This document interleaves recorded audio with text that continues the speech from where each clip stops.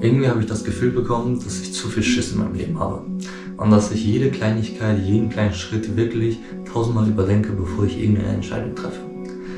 Ich glaube, am meisten habe ich aber davor Schiss, in meinem Alltag stecken zu bleiben. Und irgendwie diese Lust zu verlieren, die Welt entdecken zu wollen. Und das will ich nicht. Deswegen habe ich meinen Rucksack vollgepackt und mir ein Flugticket in eine Richtung geholt, mit der Hoffnung, neue Menschen kennenzulernen und meine Augen breiter zu öffnen, als die schon sind. Was soll ich sagen? Das hat auf jeden Fall geklappt. Okay Leute, wir haben jemanden auf dem Weg getroffen. Egal, das tun wir so rein. Ist okay, hallo. Wir sind authentisch, weißt du? Ja, ich check. Willst du meinen Zuschauern irgendwas mitgeben? Jemand muss... Wo bist du? Okay. Du kannst denen irgendeinen Rat mitgeben, weißt du? Spart euer Geld nicht. Reist ganz viel. Stark. Jetzt.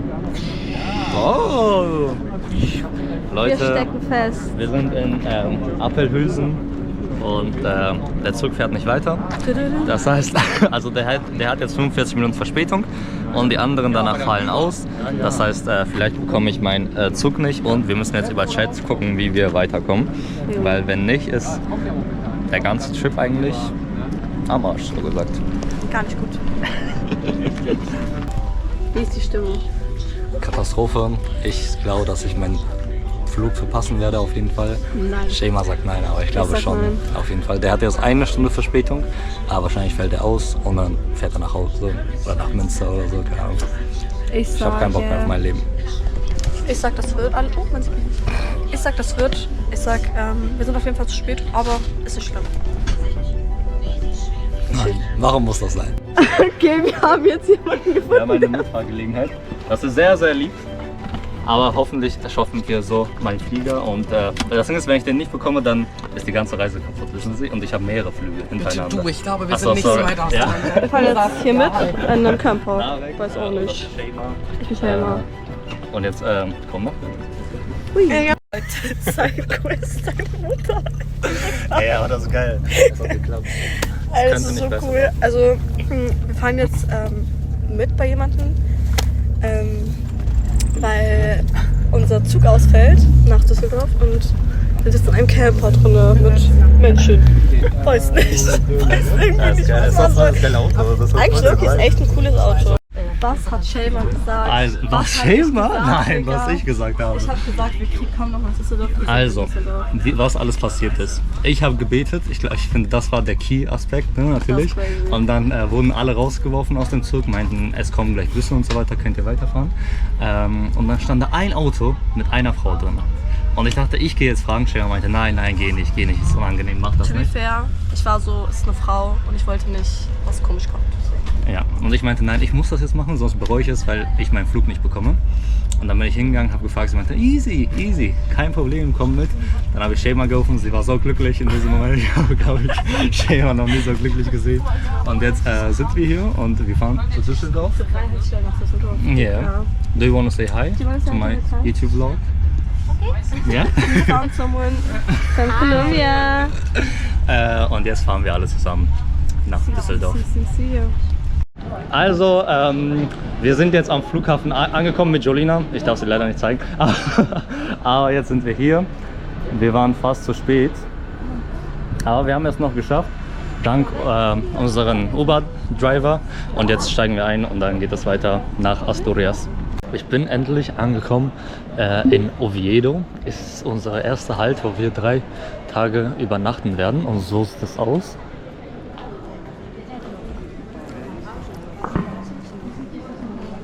Damit ihr meine Reise miterleben könnt. Ich bin um 9 Uhr losgefahren mit dem Zug und jetzt ist 21 Uhr und ich bewege mich Richtung des Hotels. Das Problem ist auch, ich habe keine mobile Daten, deswegen ich muss mich erstmal um mobile Daten kümmern, damit das alles ein bisschen einfacher macht, vor allem mit Navigation und so weiter. Aber das wird schon. Ich finde es erstmal geil. Ich finde, das ist so eine Mischung aus einem Dorf und einer kleineren Stadt. Ich finde es bisher voll geil. Und vor allem in diesem Nachtvibe zu haben, ist einfach cool. Deswegen, bisher liebe ich es. Herzlich willkommen in meinem Apartment. Ich muss sagen, es sieht ziemlich gut aus. Ich habe mir nicht mal richtig Bilder angeguckt. Ich habe einfach nur geguckt, dass es in der Innenstadt ist. Warte mal. Wo ist hier die Toilette? Ich habe keine Toilette. Oh doch. Oh, oder? Oh mein Gott, ich wollte schon sagen, warum habe ich keine Toilette? Aber ja, hier ist meine Toilette, also alles gut. Wir sind safe. Machen wir weiter so. Jetzt gehen wir einen veganen Rahmen essen, falls die einen Tisch frei haben. Wenn nicht, dann schade, dann nehme ich To Go oder so. Aber wir gucken mal, was gleich passiert. Wir haben das Essen da und es wurden wirklich vegane Ramen. Gucken wir mal, was schmeckt.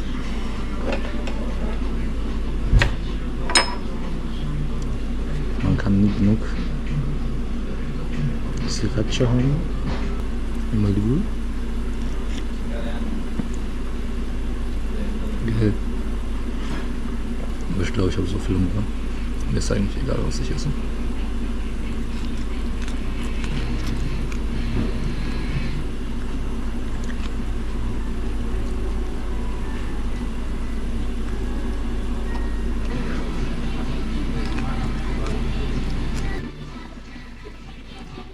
Die Brühe ist so geil.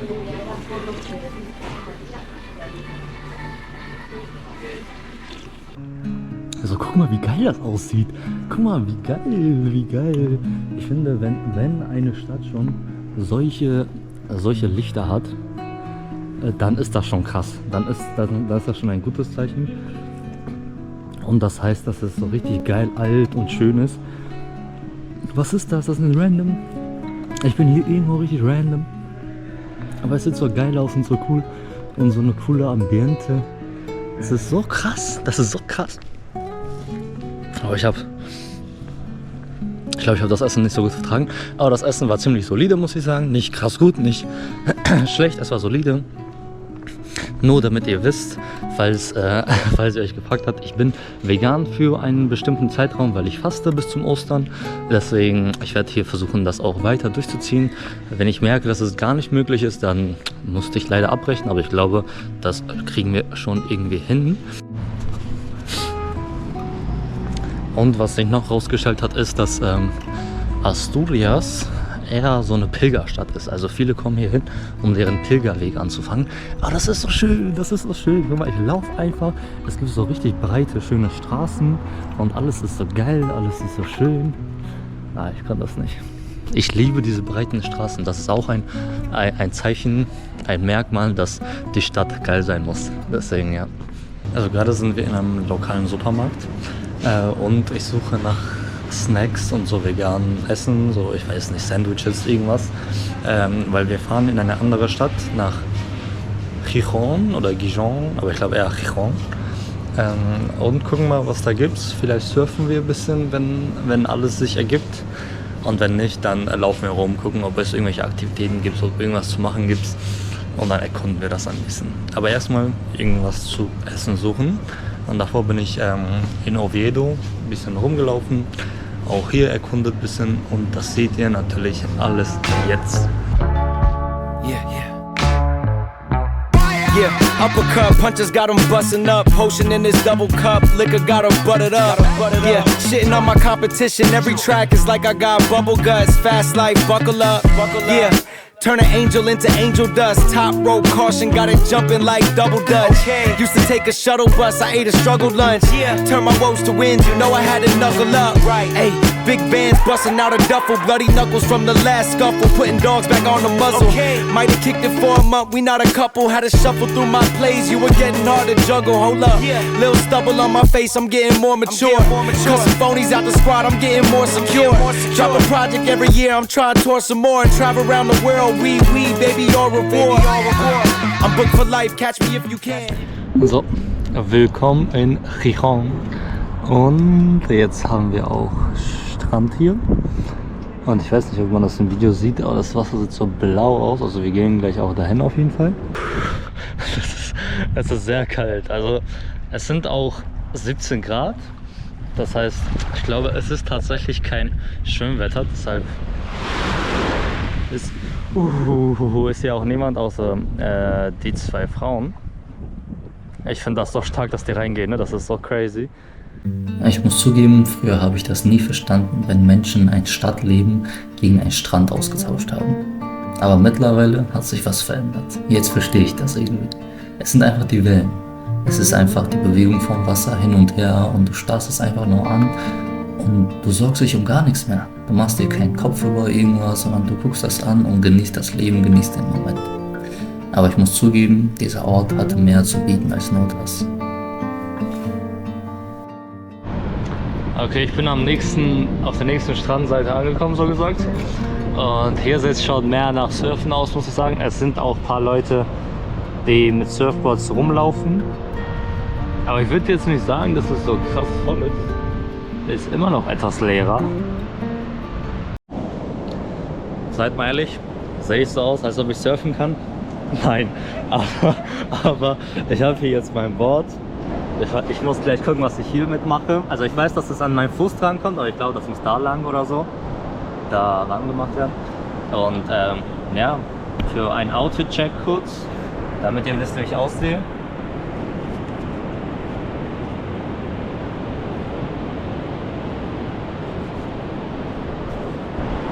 So sehe ich aus auf jeden Fall. Und ich kann nicht surfen, aber ein privater Unterricht würde 50 € kosten und das Ausleihen an sich 15 €. Deswegen, um Geld zu sparen, lernen wir jetzt alleine surfen. Warum nicht? Wisst ihr?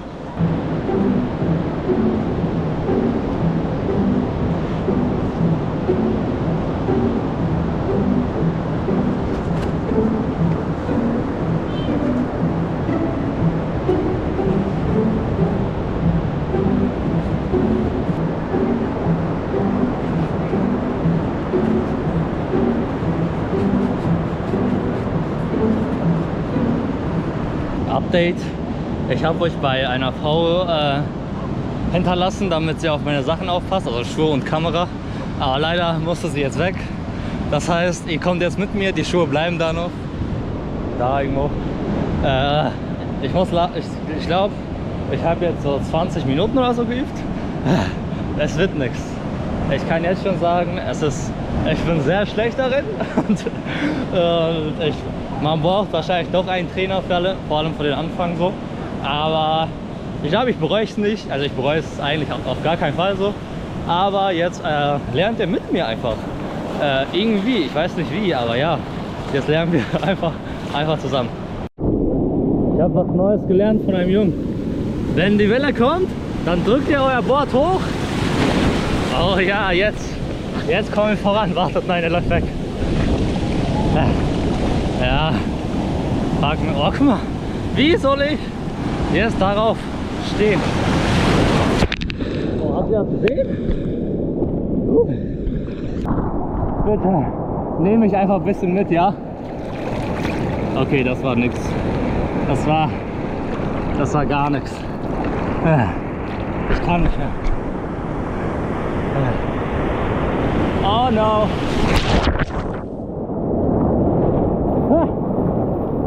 Ich lieg noch drauf. Ich gehe weiter. Das war schon ein Erfolgserlebnis, muss ich sagen. Oh mein Gott, Digga. Vielleicht kommt noch eine. Nimm mich mit, nimm mich mit. Yes, sir. Ich freue mich. Einfach so Kleinigkeiten. Aber für mich ist das was Großes, ja.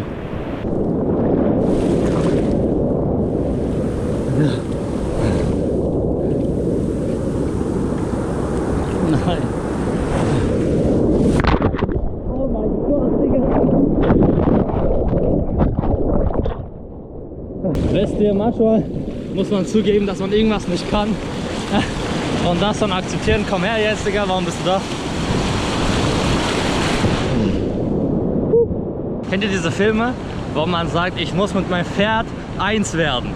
Und das ist mein Fall, ich muss mit meinem Board jetzt eins werden.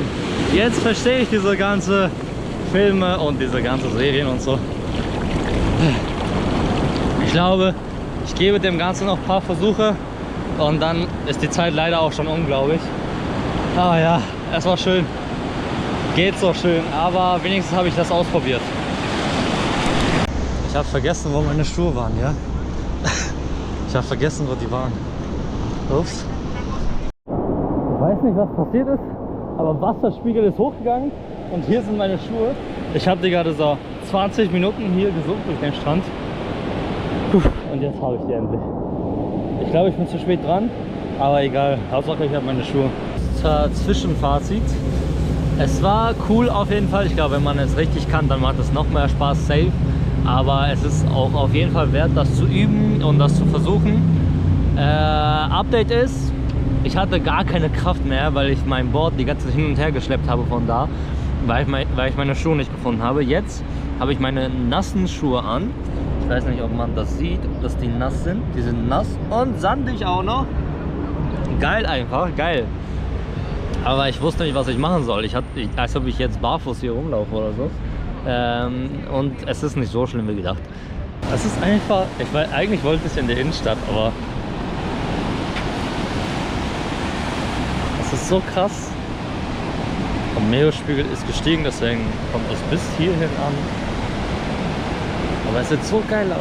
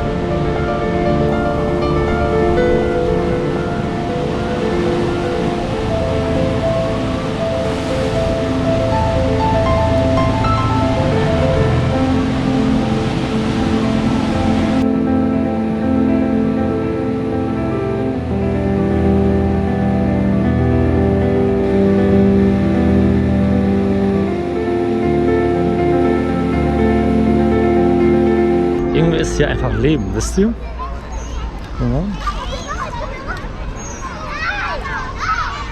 Das Wetter ist geil, Menschen sind draußen, alle spielen, alle haben Spaß irgendwie. Das ist so geil, das ist so cool. Wir brauchen das auch, Irgendwie ist das ein bisschen verloren gegangen, aber ja, wir brauchen das auch auf jeden Fall. Kinder spielen Fußball, mitten in der Stadt irgendwie, das ist ein bisschen random, aber geil.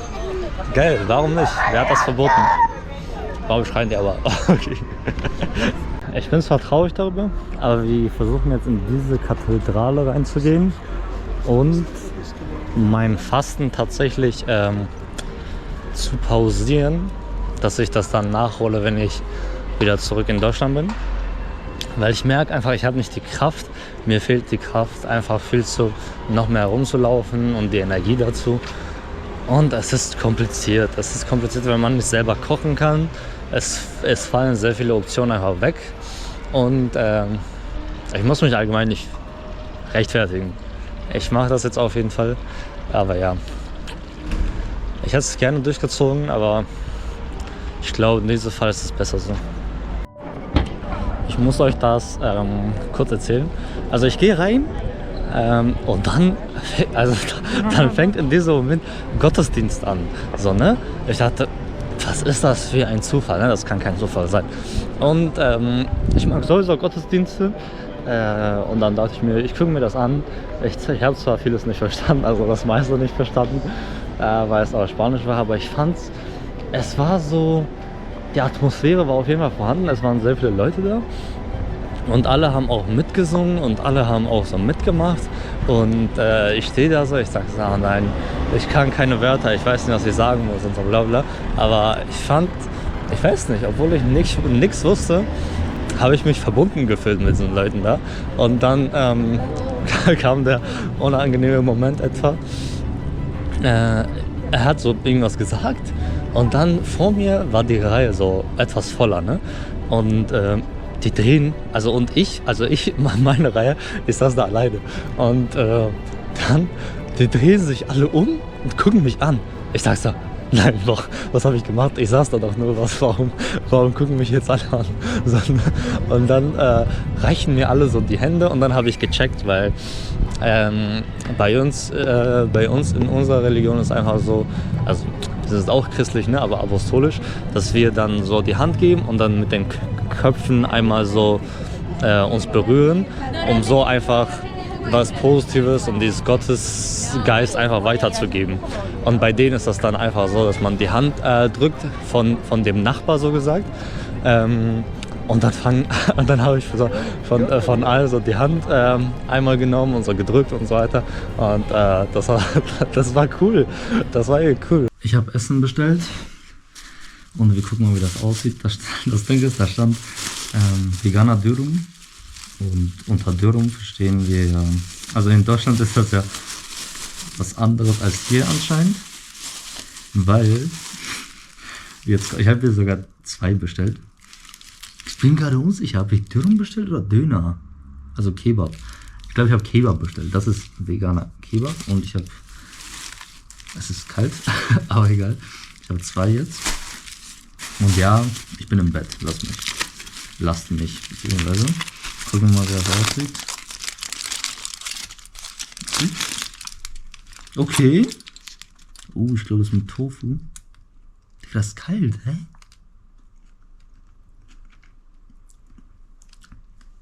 Also ich weiß nicht, das ist komplett kalt. Aber das macht auch... Hä? Also sorry, oh nein, was ist das bitte? Ich hatte so Hunger. Und jetzt, wo ich das sehe, habe ich nicht mehr Hunger. Was ist das? Bitte. Die haben einfach nur... Seht ihr das? Nein. Die haben einfach nur Ketchup gemacht. Brot sieht geil aus, muss ich sagen. Da kann ich nichts sagen. Und ich glaube, das ist einfach nur Tofu. Da haben die richtig viel Tofu reingeballert. Und das besteht nur aus Tofu. Aus Tofu. Mann. Und ich habe auch noch 2 davon.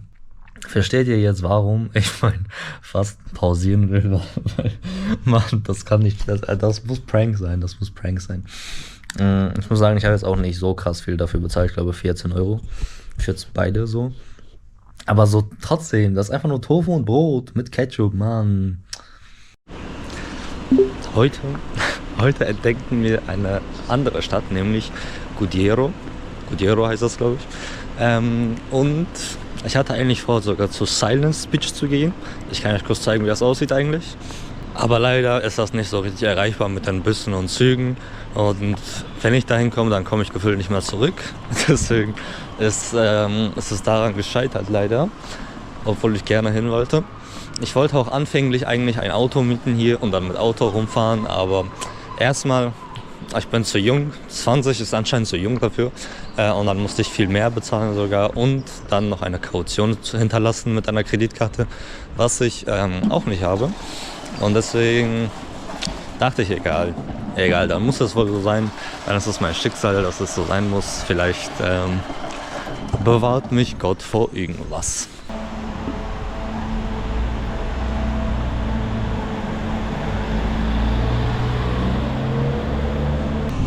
Hier könnt ihr sehen, warum die meisten hier hinkommen.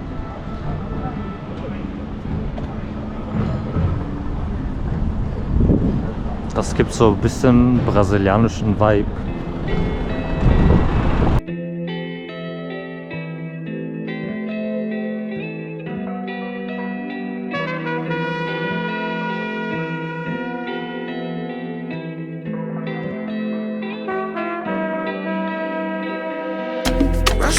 Restore my mind. I'm trying to hold my weight. I'm trying to go my time. Talking expensive pain. It's all a numbers game. I think we all the same. I think we all the same. I think we all the same. During the hours of the day, stay afloat, never drowning in the rain. Recognize the power in my name. Beauty in the flowers that remain. Getting lost in the novelty. Opportunity be shouting my name. Es laufen Legenden, nein, das habe ich irgendwo gesehen. Wenn man das so hoch geht, dann kommt so ein richtig krasser Ausblick. Deswegen machen wir das mal zusammen. Seid ihr bereit?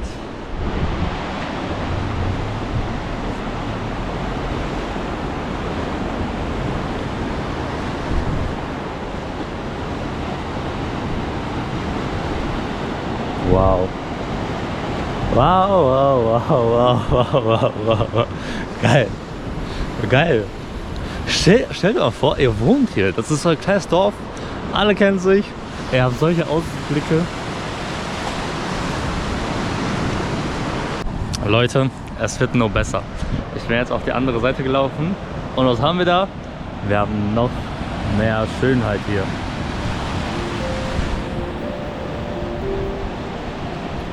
Genau für solche Orte habe ich diese Reise gemacht. Und jetzt, es fühlt sich so geil an, endlich sowas zu sehen. Es ist, ach, ich lieb's.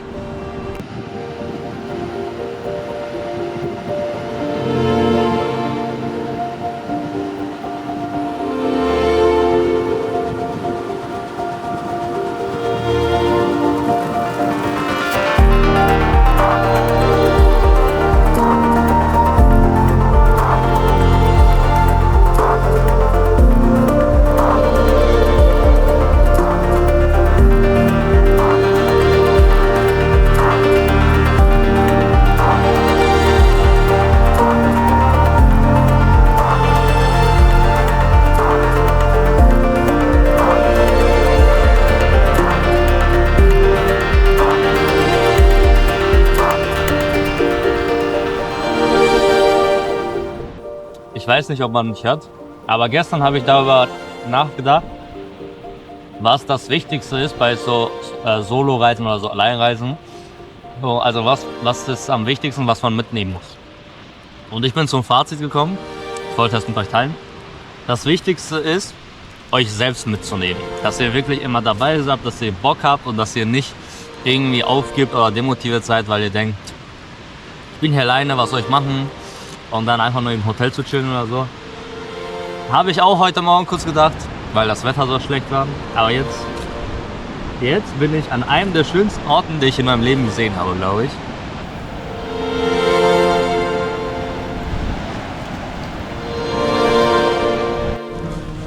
Okay, wir sind jetzt essen und ich habe irgendwas Traditionelles einfach geholt und ich weiß nicht, wie genau das schmecken sollte. Aber wir essen das gleich und dann seht ihr das selber, wie das schmeckt. Hoffentlich gut. Aber ich weiß nicht, was ich erwarten soll, muss ich sagen. Ich probiere erstmal die Bohnen.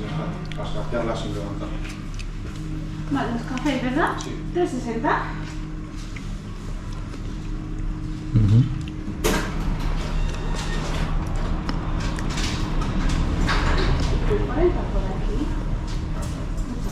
Ich glaube, es ist Gewöhnungssache.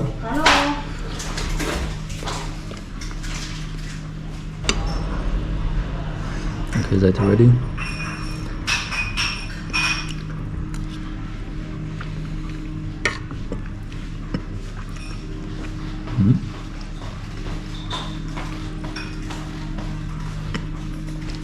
Die Würstchen sind richtig gut. So, let's go.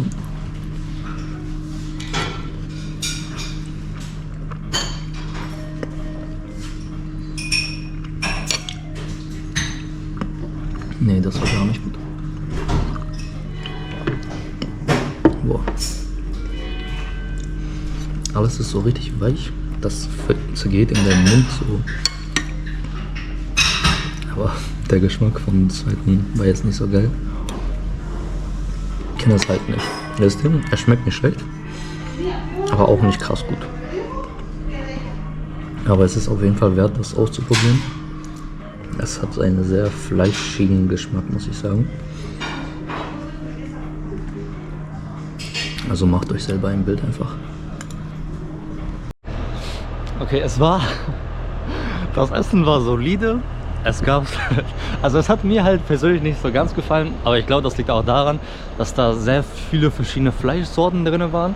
Und nach so einer veganen Phase direkt so was Fleischiges zu essen, ich glaube, deswegen hat mein Organismus direkt irgendwie so, weiß ich nicht, hat mir nicht so ganz gefallen. Es war okay, so eine 6 von 10 bestimmt oder so, aber ich konnte es leider nicht zu Ende essen. Und ich habe hier noch einen Balkon, von wo man aus alles nochmal ganz geil sehen kann.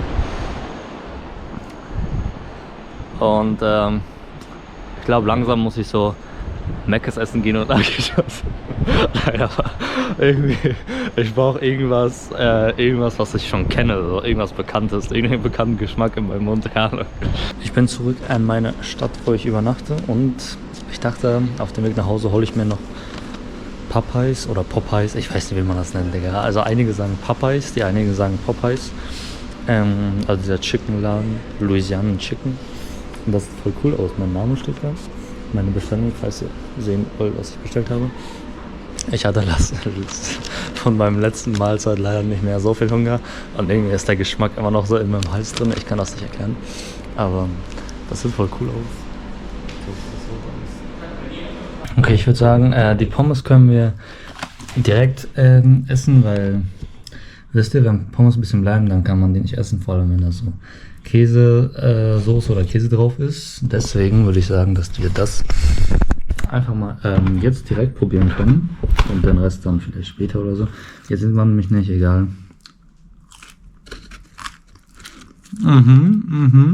Boah. Ich glaube,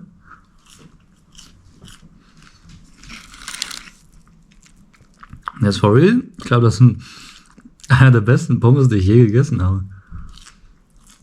Okay, jetzt will ich doch alles einmal probieren, weil ich jetzt so geflasht bin. Wir haben mal Chicken Tender. Egal.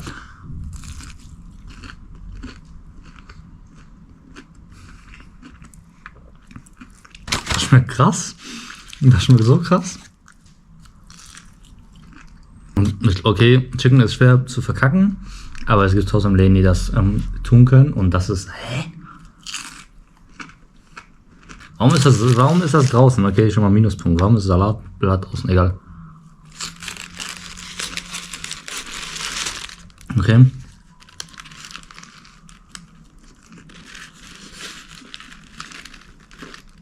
Das hat eine sehr krasse Ähnlichkeit mit dem KFC.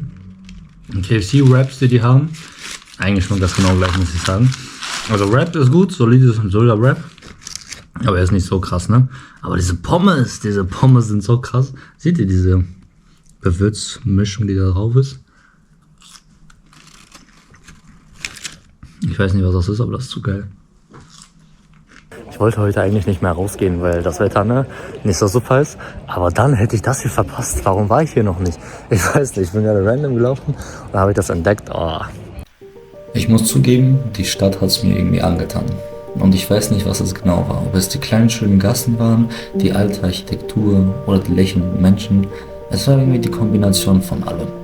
Und ich habe mich direkt wohlgefühlt, direkt am ersten Tag, als würde ich schon die Straßen kennen, würde schon wissen, wo es lang gehen soll, ohne hier mal gewesen zu sein.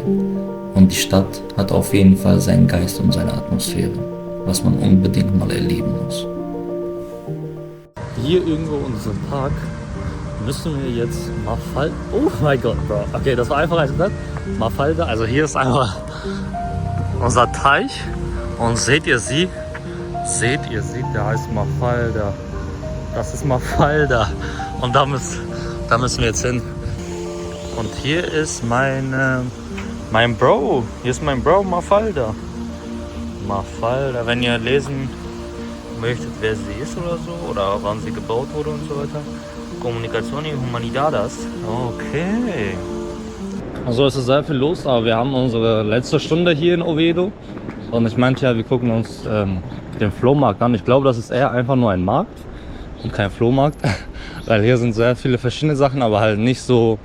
Ich glaube, das sind keine benutzten bzw. so Secondhand-Sachen, sondern einfach nur allgemein Schuhe, Kleidung und so weiter und so fort. Also irgendwie alles.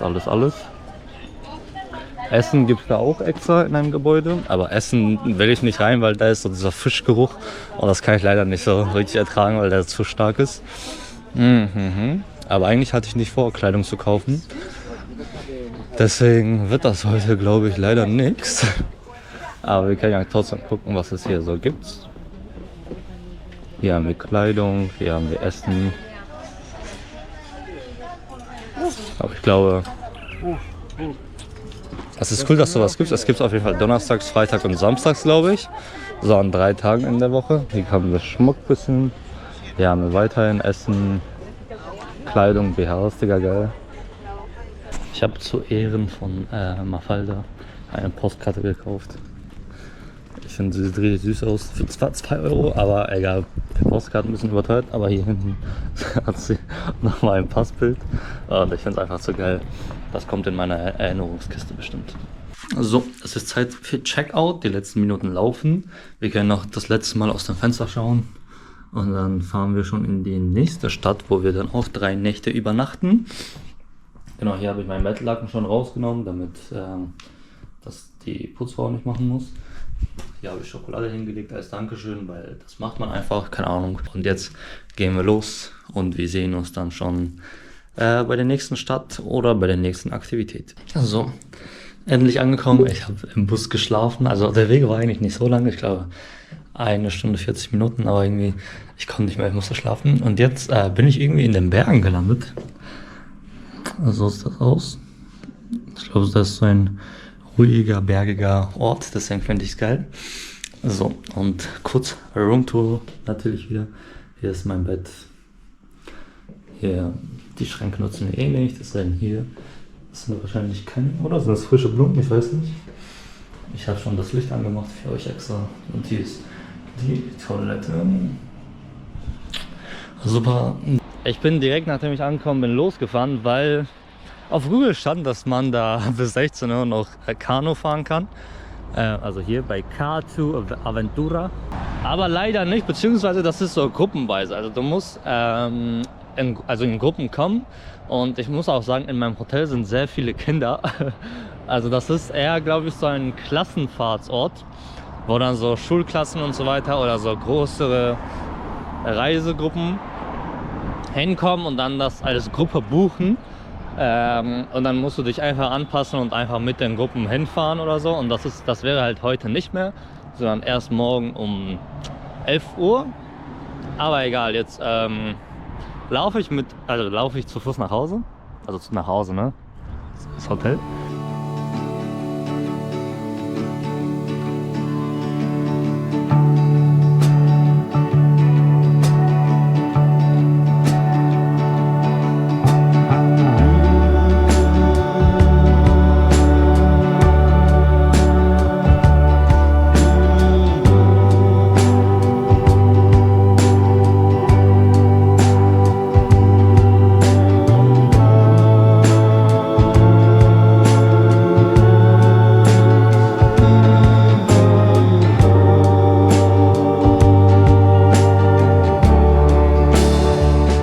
So, der nächste Tag und wir sind am Frühstücken. Hier haben wir eine Bowl und ein Croissant mit Käse und Schinken und eine Cola. Und jetzt essen wir das und bewegen uns Richtung Kanufahren und hoffentlich bekommen wir heute einen Platz. Let's go. Griechischer Joghurt, Haferflocken und Beeren oder Früchten. Also kann das nicht geil sein. So. Für euch teste ich nochmal mein Croissant. Der mir Gabel und Messer geben zu machen lassen.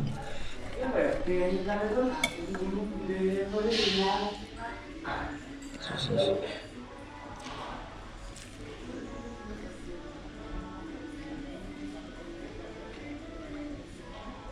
Hier kann man auch gefühlt nichts falsch machen. Ich bin jetzt extra in die andere Stadt gefahren, wo diese Kanufahrten gibt und wo es sogar mehrere Anbieter gibt. Damit heißt, dass es bei einem nicht klappt, klappt es bestimmt beim anderen. Und ich muss einfach auf die nächste Seite und die haben die Brücke abgebaut. Die Brücke wäre eigentlich hier einfach nur und die haben das abgebaut einfach. Und ich glaube, das sind die Brückenteile, die da liegen oder so. Ich weiß nicht. Oder auch nicht. Keine Ahnung, aber die Brücke ist einfach weg. Die Brücke ist einfach weg. Ich weiß nicht, wo die Brücke ist. Und ich weiß auch nicht, wie ich jetzt drüber kommen soll, weil eigentlich wären das einfach nur noch 3 Minuten zu Fuß. Aber jetzt gibt es keine alternative Brücken hier auch, Digga. Ich weiß nicht, was ich jetzt machen soll. Ich muss wahrscheinlich zurückfahren und nach anderen Anbietern schauen oder so. Mann, es kann doch nicht so schwer sein, einfach nur Kanu zu fahren, ne? Das ist krass, das ist krass. So, wir haben es geschafft, wir sind runtergekommen. Die Frage ist jetzt, was ich mir stelle, es ist totleer. Oder bilde ich mir das?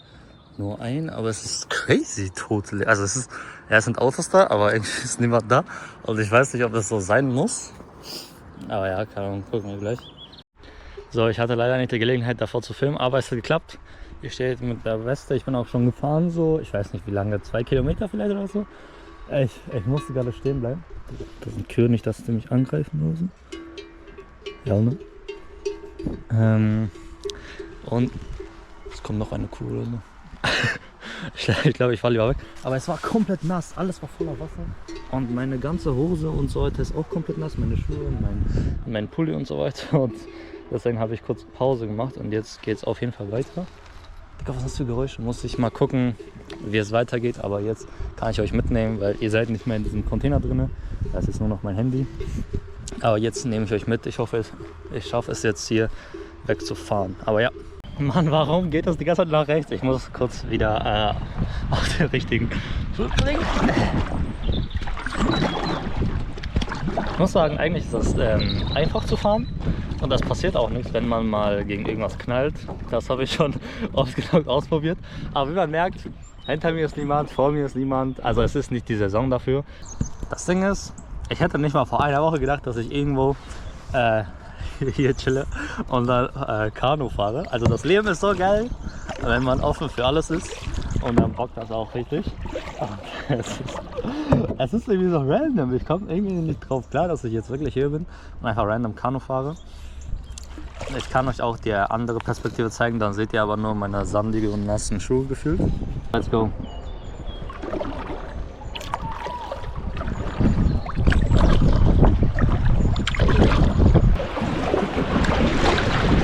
Seid ihr bereit, nass zu werden? Nein. Bitte.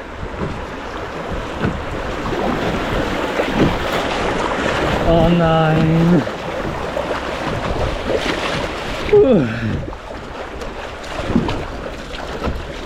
Und wieder der ganze Boot nass. Oh mein Gott.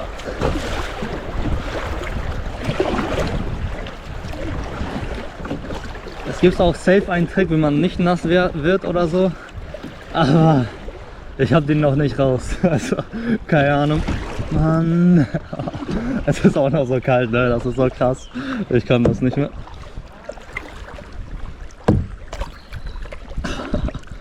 Wenn irgendjemand mal Kanu fahren will, dann ruft mich. Aber bitte an Orten, wo man nicht so ganz nass wird, ja? Aber ich habe auch das Gefühl, das liegt daran ein bisschen, dass ich so ein Einplatzboot habe vielleicht, weil die anderen werden nicht nass. Oder ich mache irgendwas falsch, das kann auch sein natürlich. Wir hatten so eine 2-minütige Einführung, wie das geht alles, auf Spanisch, deswegen kann auch sein, dass ich irgendwas verpasst habe. Oh, I see fire inside the mountains, I see fire burning the trees. Ich weiß, ich hätte eigentlich zu The Voice gehen müssen und da den ersten Platz gewinnen müssen, aber leider ist es wohl so. Vielleicht nächstes Jahr. Sawyer's climbing all the lanes. The pastor claims it's almost time for the rapture. Maybe soon I'll get to fly. Driving down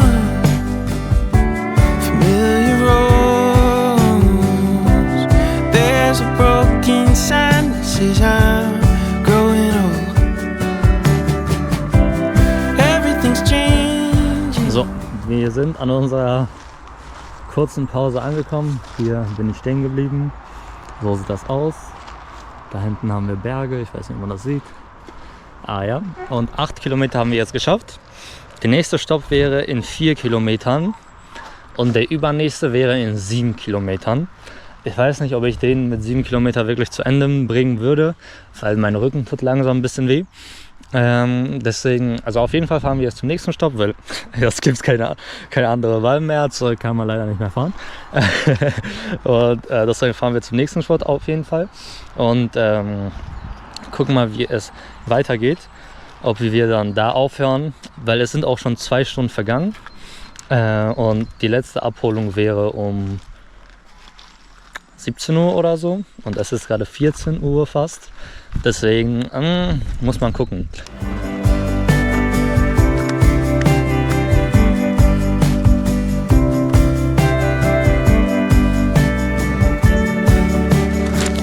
Was ist denn los? Daddy says he's killing time, drawing out in booing lines, while the city, she's on fire. Angekommen, hier warten wir jetzt, bis ich abgeholt werde. Ich kann nicht mehr. Es ist auch kalt, ich kann nicht mehr. Aber ja, es war leider zu kalt und ich hätte zwar noch zum letzten Punkt fahren können, aber ich hatte nicht genug Akku erstmal und ich hatte Angst, dass mein Handy auch ausgeht und ich nicht mehr anrufen kann, dass ich bereit bin zum Abholen. Und es war kalt und ich wollte nicht nochmal nass werden. Es war Katastrophe, aber es hat so viel gebockt, aber auch so nass und es war kalt. Deswegen, aber es war es trotzdem wert, finde ich. Es war alles wert. Ich habe zwar meine Schuhe da ein bisschen mit so einem Föhn getrocknet, aber die sind jetzt schon wieder nass alles. Meine Socken, meine Füße, alles ist nass. Aber ey, das macht nichts aus. Diesmal habe ich eine Heizung im Zimmer und trockne die irgendwie aus. Aber ja, ich wollte es unbedingt mit euch mitteilen. So, wir sind wieder zurück an unserem Ort. Hier haben wir eine Burger mit Pommes und ein Hotdog, was ich schon die ganze Zeit essen wollte. So sieht das aus.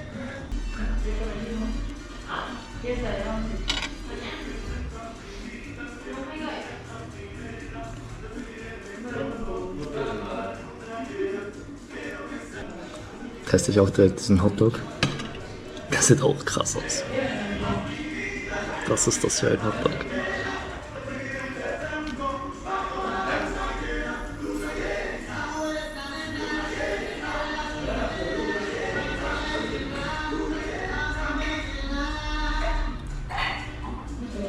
Deswegen, wenn ihr hier seid, müsst ihr das unbedingt abchecken. Ich hoffe mal, einer von euch ist mal hier. Also guten Appetit und wir sehen uns morgen.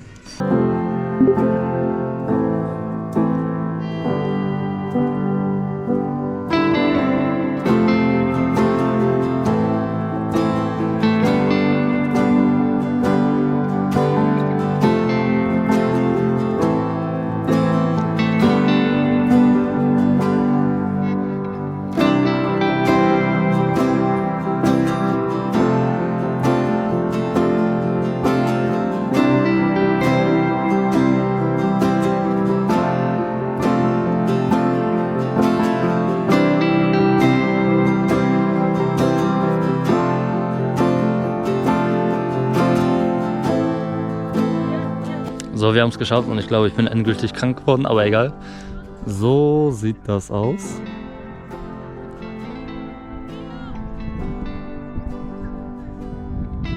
Ihr bekommt gleich auch nochmal Nahaufnahmen natürlich. Aber damit ihr erstmal so einen Überblick habt, wie das aussieht. Und das ist, ich weiß nicht. Also es ist so krass, hier zu sein einfach nur. Ich bin so dankbar, einfach die Möglichkeit zu haben, hier zu sein. Und das ist, ich weiß nicht, es ist einfach so schön.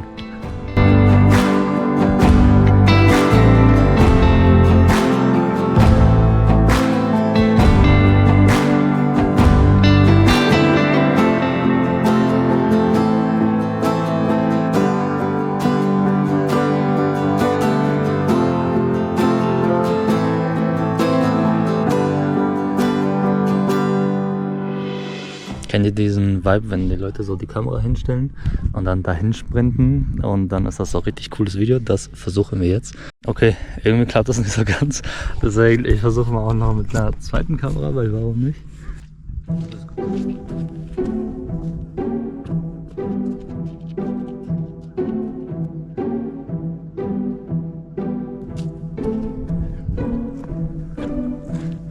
Ich weiß nicht, ob das was so ist. Everything's changing, nothing's quite the same when I go walking down memory lane.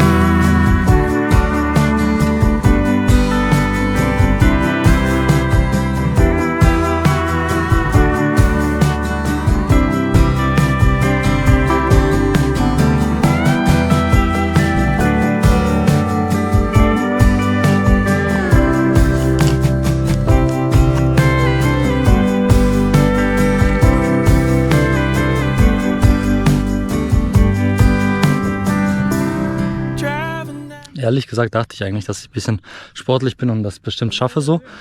Aber irgendwie musste ich auch zwischendurch Pausen machen. Aber wenn man dann am Ende sieht, diese schöne Natur und diese ganzen Orte, wofür man so viel kämpft, dann ist das auf jeden Fall alles wert. Und es motiviert einen dann weiterzumachen. Und wir sind bald am zweiten See.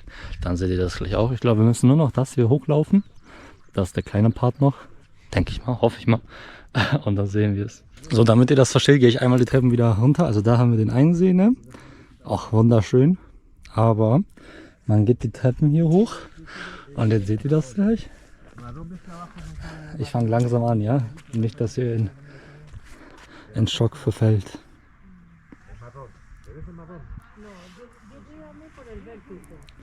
Das ist so geil. Und wie dieser Berg auch im Wasser nochmal zu sehen ist. Das ist so geil.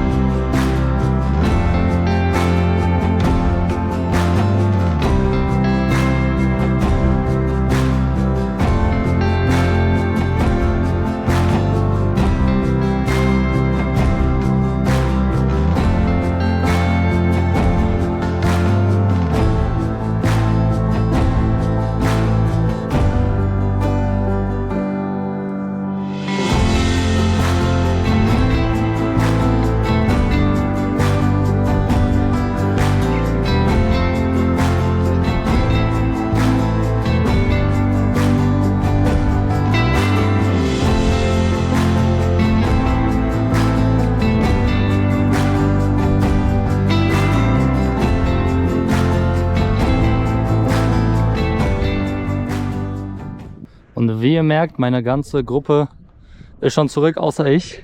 Aber ich habe noch 15 Minuten Zeit, ich schaffe das. Ich check nicht, warum man so früh zum Bus geht, wenn man das auch genießen kann, weil, Bus steht da ja weiterhin trotzdem. Also dann sitzt ihr einfach nur im Bus. Deswegen verstehe ich das nicht und ich genieße bis zum letzten Moment. Weil warum soll ich das nicht genießen? Dann sehe ich das nochmal. Aber ja. Mann, das ist so schön, es ist so schön, ich kann das nicht. So, wir sind bei unserer nächsten Station. Hier gibt es einmal eine Kirche, die an die Jungfrau Maria gewidmet ist, soweit ich verstanden habe. Und ein heiliges Cave, also im Felsen drinne. Hier sieht man einmal die Kirche, wo wir gleich hingehen, also reingehen. Und danach gehen wir noch in diesen Cave rein. Dann seht ihr alles wunderschön.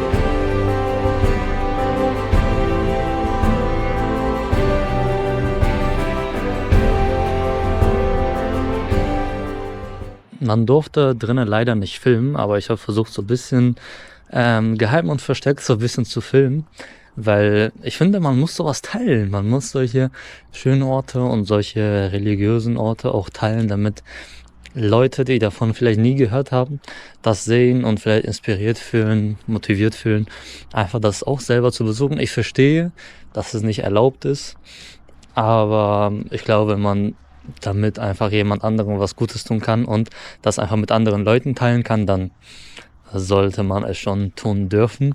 Deswegen habe ich es auch gemacht, muss ich sagen. Ihr habt hier so einen Automaten, wo ihr so Kerzen kaufen könnt, in Rot und Weiß. Und jetzt haben wir erst gekauft und gehen das anzünden, so gesagt.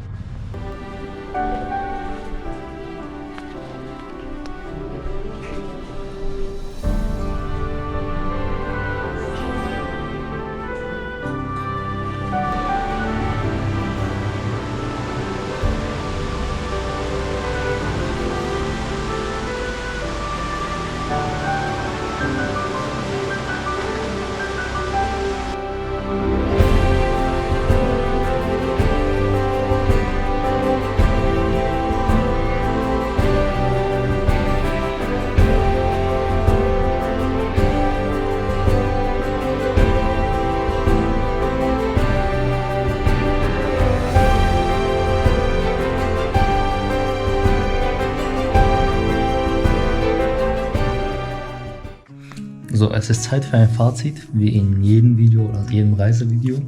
Und hier zeige ich dir einmal meine Pizza. Ich habe schon einmal abgebissen, damit ihr das seht. Also die Pizza ist solide. Die wird zwar kalt, aber Fazit ist wichtiger als die Pizza gerade.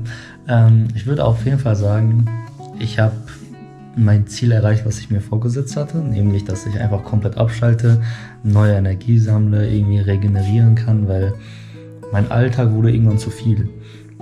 Es wurde zu eintönig, zu langweilig und ich wollte eine komplett neue Umgebung, komplett neue Menschen, alles neu und auch neue Sachen probieren für einen bestimmten Zeitraum und das hat geklappt, finde ich, und das hat man auch im Video gesehen.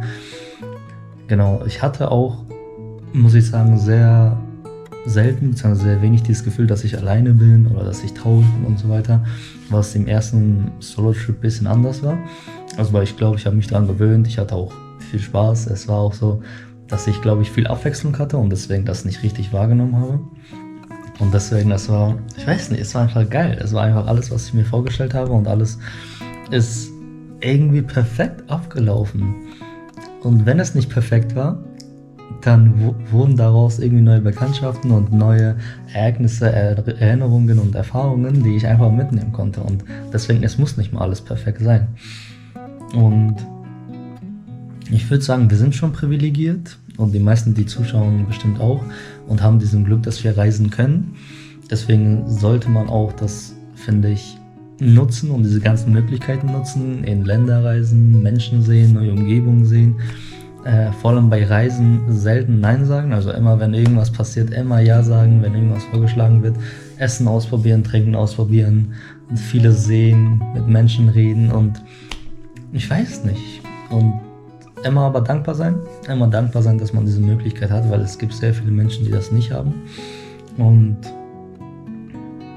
probiert einfach aus. Ich weiß, in unserer Gesellschaft ist dieses Ausprobieren ein bisschen negativ abgestempelt, weil immer, wenn irgendjemand versucht, irgendwas Neues auszuprobieren, dann wird er ausgelacht oder man redet negativ über ihn, weil er die Sache einfach noch nicht gut kann, weil er eben in dieser Ausprobierphase ist. Aber das ist normal. Das ist normal und die Gesellschaft wird das immer verurteilen, aber ihr müsst das irgendwie ignorieren und einfach durchziehen, was ihr wollt. Deswegen glaubt an euch, ich glaube an euch. Und noch ein wichtiger Aspekt, was mich auf dieser Reise begleitet hat, ist auf jeden Fall mein Glaube. Und in jeder Stadt, in jedem kleinen Ort habe ich eine Kirche gesehen, ich bin reingegangen, ich habe zu Gott gesprochen und das hat mir, glaube ich, wieder so Kraft gegeben und deswegen habe ich mich auch selten allein gefühlt, weil ich einfach mich austauschen konnte in der Kirche, aber auch außerhalb. Deswegen habt Spaß, glaubt an euch und probiert viele neue Sachen aus. Diese Reise war super. Wir sehen uns bei der nächsten Reise, die auch bald erscheinen wird. Deswegen freut euch.